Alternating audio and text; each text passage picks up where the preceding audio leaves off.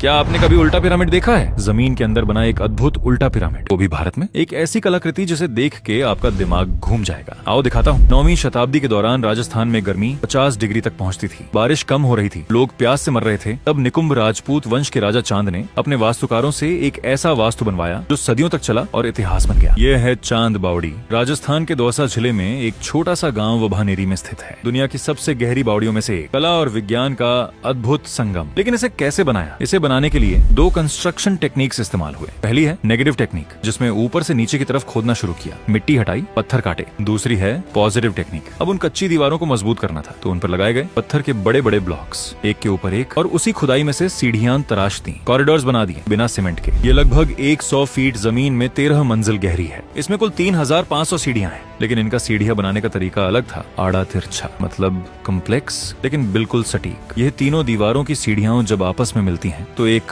Pattern बनता है, और वो पैटर्न है त्रिभुजों का एक जादुई जाल। अगर ध्यान से देखें तो यह पूरी बॉडी एक सिमेट्रिकल जियोमेट्रिक क्यूब है, हर तरफ से एक जैसी, बिल्कुल परफेक्ट। यही वजह है कि यह एक ऑप्टिकल इल्यूजन बनाता है, जैसे कोई अनंत भूल भुलैया हो। लेकिन ऐसा पैटर्न क्यों? जब सैकड़ों लोग एक साथ पानी लेने आते थे तो नीचे जाने वाले अलग रास्ते से जाते थे, ऊपर आने वाले अलग रास्ते से आते थे। कोई भगदड़ नहीं। ये था 9वीं सदी का क्राउड मैनेजमेंट सिस्टम। अगर आप इसे ऊपर से देखो तो चौड़ा दिखता है, नीचे जाते जाते संकरा हो जाता है, मतलब बिल्कुल एक उल्टे पिरामिड जैसा। लेकिन सवाल यह है, ऐसा क्यों? इसके पीछे है प्योर साइंस। सोचिए, जब आप जमीन में इतनी गहरी और संकरी खुदाई करते हैं तो क्या होता है? नरम मिट्टी अंदर की तरफ धंसने लगती है, दीवारें टूटने का खतरा होता है। लेकिन उल्टे पिरामिड की शेप में दीवारों पर पड़ने वाला दबाव चारों तरफ इक्वली डिस्ट्रीब्यूट हो जाता है। जितना नीचे जाओ उतनी दीवारें एक दूसरे को सपोर्ट करती हैं। और सबसे गहरी बात करते हैं, इसमें ज्वालामुखी का छिद्र युक्त पत्थर का इस्तेमाल किया गया था, जिसे कहते हैं पोरस वोल्केनिक स्टोन। इस पत्थर में असंख्य छोटे छोटे छिद्र होते हैं। जमीन के नीचे जो ग्राउंड वाटर होता है वो इन्हीं छिद्रों से रिस कर अपने आप बावड़ी में भरता था, यानी प्रकृति खुद पानी पहुंचाती थी। और यही पत्थर पानी को ठंडा भी रखता था, गर्मी बाहर रोकता था। और सबसे दिलचस्प बात, यहाँ की दीवारों और मंडपों में कई भगवान की मूर्तियां भी मिलती हैं। और बावड़ी के बगल में था हर्षत माता मंदिर, और चौथी दीवार पर सिर्फ राजमहल नहीं था, वहाँ था एक रंगमंच, खुला आंगन, जहाँ नृत्य होता था, नाटक होता था। पूनम की रात जब चांद की रोशनी इन 3500 सीढ़ियों पर पड़ती है तो हर सीढ़ी